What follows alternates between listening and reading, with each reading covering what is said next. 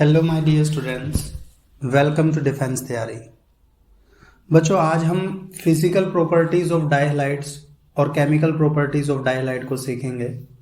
देखो, physical property तो ये है कि जितने भी हमारे पास डायहालाइड में लोअर मेंबर्स हैं, ठीक है, छोटे मोटे 1 2 3 कार्बन वाले मेंबर्स के जो डायहालाइड्स हैं वो सारे के सारे बच्चों कलरलेस होते हैं, ठीक है, ऑयली लिक्विड्स होते हैं। और अगर मैं उनकी स्मेल की बात करूं तो स्वीट स्मेल आती है उनमें से, ठीक है। लेकिन बाकी के जो हायर मेंबर्स वाले हैं वो सारे के सारे क्या हैं, सॉलिड होते हैं, राइट। एक बात हो गई हमारी। दूसरी बात, अगर मैं इनकी डेंसिटी देखूं तो ये ना हैवियर होते हैं पानी से, ठीक है, हैवियर देन वाटर, पानी से भारी होते हैं ये। बस ज़्यादा कुछ हम फिजिकल प्रॉपर्टीज़ में नहीं पढ़ते, मेन तो हमारी क्या होती है, केमिकल प्रॉपर्टीज़। तो ये बहुत ज़रूरी है बच्चों। चलिए केमिकल प्रॉपर्टीज़ डिस्कस करते हैं। देखो, केमिकल प्रॉपर्टीज़ में सबसे पहली चीज़ आती है हमारे पास KOH का एक्शन देखेंगे। KOH अल्कोहलिक ले लिया मैंने और इसका एक्शन देखेंगे कि क्या करता है ये। और बेसिकली ये हमारा करेगा डिहाइड्रो हैलोजिनेशन। हैलोजिनेशन मतलब कि यहां पे HX का रिमूवल होगा बच्चों। किसका रिमूवल होगा? HX का, ठीक है। तो चलिए देखते हैं भाई कैसे क्या हो रहा है। भाई मेरे पास है CH2X CH2X, या फिर मैं यहां पे ले लूं CH3 CHXX, ठीक है। मतलब जैम या विसिनल आप कुछ भी ले लो, आपकी इच्छा है। और यहां पे आप डाल दो KOH अल्कोहलिक, KOH अल्कोहलिक। तो यहां से क्या होगा, 2 मोल ऑफ HX बाहर निकल जाएंगे, ठीक है। और यहां से जो बनने वाला है product that is CH triple bond CH, alkyne बन जाएगा। तो समझ में आती है बात। KOH अल्कोहलिक क्या करवाता है आपका, डिहाइड्रोहेलोजिनेशन करवा देगा। वहीं पे अगर आपने गलती से ले लिया KOH एक्वस ले लिया, मान लो, ठीक है, क्या ले लिया आपने, KOH एक्वस, तो ये क्या करेगा, ये करवाता है हाइड्रोलिसिस। हाइड्रोलिसिस, ठीक है। और ये जो KOH एक्वस है बच्चों, ये ना टेस्ट के लिए यूज किया जाता है। किसका टेस्ट करवा सकते हो आप? जैम का और विसिनल डायहालाइड्स का, है ना। इन दोनों में डिफरेंस पता कर सकते हो आप KOH एक्वस से। तो टेस्ट के लिए यूज किया जाता है। अब देखो कैसे क्या होता है। भाई मेरे पास है, मान लो एक विसिनल डायहालाइड है, ये रहा, राइट। अब मैंने इसमें डाला 2 मोल ऑफ KOH एक्वस में, तो ये क्या कर देगा, इसको ग्लाइकोल में कन्वर्ट कर देगा। CH2 यहां पे OH आ जाएगा बच्चे, CH2 यहां पे OH आ जाएगा और प्लस 2 मोल ऑफ KCl बाहर निकल जाएगा। तो यहां पे हमारे पास ग्लाइकोल की फॉर्मेशन हो गई विसिनल से। तो जैम डाइहालाइड से क्या होता है, ठीक है। अब यहां पे तो ग्लाइकोल की फॉर्मेशन हो जाती है, लेकिन अगर मेरे पास मान लो क्या है, मेरे पास है जैम डाइहालाइड। तो ये रहा बच्चे मेरे पास जैम डाइहालाइड, इसमें मैंने डाला KOH एक्वस। तो यहां पे देखो क्या होने वाला है। अब यहां पे सबसे पहला काम होगा, CH3 इसके साथ ला जाएगा O, यानी कि क्या बन गया, एल्डिहाइड बन गया। अब यहां से ना आप कीटोन भी बना सकते हो इस मेथड से, मतलब KOH एक्वस डालने से जैम डाइहालाइड में। लेकिन उसके लिए आपको जो कंपाउंड चाहिए वो ये लेना पड़ेगा, कौन सा, CH3 CXX CH3। अब यहां पे डाल दो आप KOH एक्वस, तो यहां पे क्या हो जाएगा, यहां पे ये X आपके बाहर निकल जाएंगे, राइट। तो यहां से कीटोन की फॉर्मेशन हो जाएगी, ये लो, कार्बोनाइल कंपाउंड बन गए। तो आप ध्यान रहे कि विसिनल से आप क्या बना सकते हो, ग्लाइकोल बना सकते हो। और जो आपका जैम डाइहालाइड है उससे आप क्या बना सकते हो, कार्बोनाइल कंपाउंड बना सकते हो। चलिए आगे बात करते हैं। इसके बाद हमारे पास आती है KCN के साथ रिएक्शन, ठीक है, पोटेशियम साइनाइड। तो अब यहां पे भी हम दो कंडीशन ले लेते हैं भाई, एक तो जैम की और एक विसिनल की। तो बच्चों देखो, सबसे पहले मैंने ले लिया मान लो विसिनल, ये रहा विसिनल है, इसमें मैंने क्या किया 2 मोल ऑफ KCN डाला और यहां से क्या हो जाएगा, ये Cl यहां से निकल जाएगा, तो यहां से 2 मोल ऑफ KCl बाहर निकल जाएगा, राइट।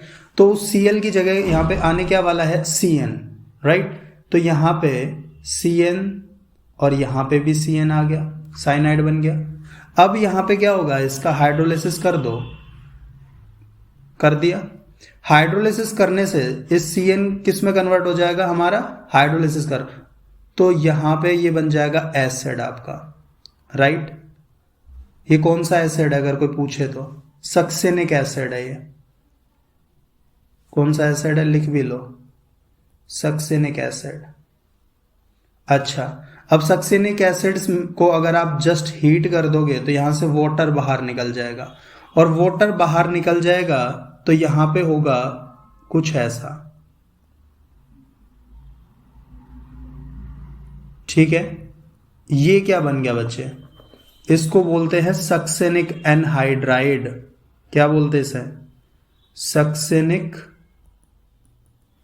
एनहाइड्राइड। तो ये तो कहानी हो गई हमारी विसिनल डाइहलाइड की।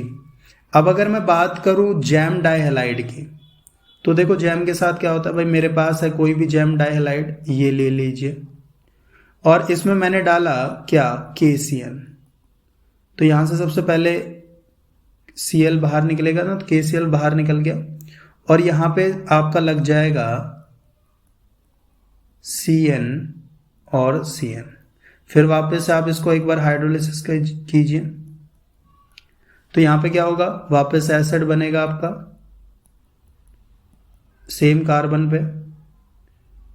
अब यहां पे क्या होगा, डीकार्बोक्सिलेशन हो जाएगा, सिखाया था हाइड्रोकार्बन में, एक ही कार्बन से 2 एसिड अटैच है, तो यहां पे क्या होगा, डीकार्बोक्सिलेशन होगा, CO2 बाहर निकल जाएगा। तो यहां से आपका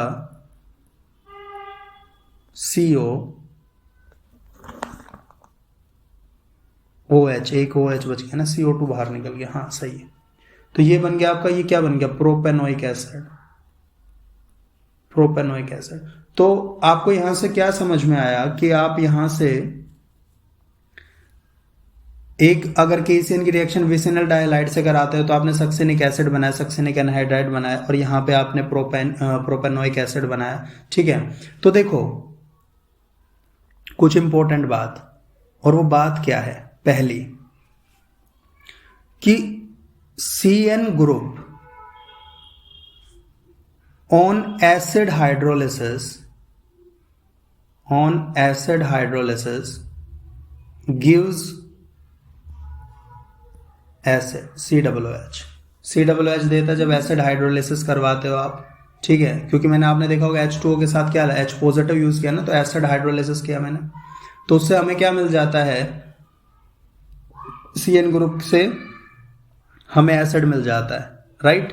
दूसरी इंपॉर्टेंट बात कि अगर दो हमारे पास COOH ग्रुप है, ठीक है, किसी एक कार्बन एटम के साथ, तो इसका हमेशा क्या होगा, इसका हमेशा बच्चों क्या होगा, डीकार्बोक्सिलेशन होगा।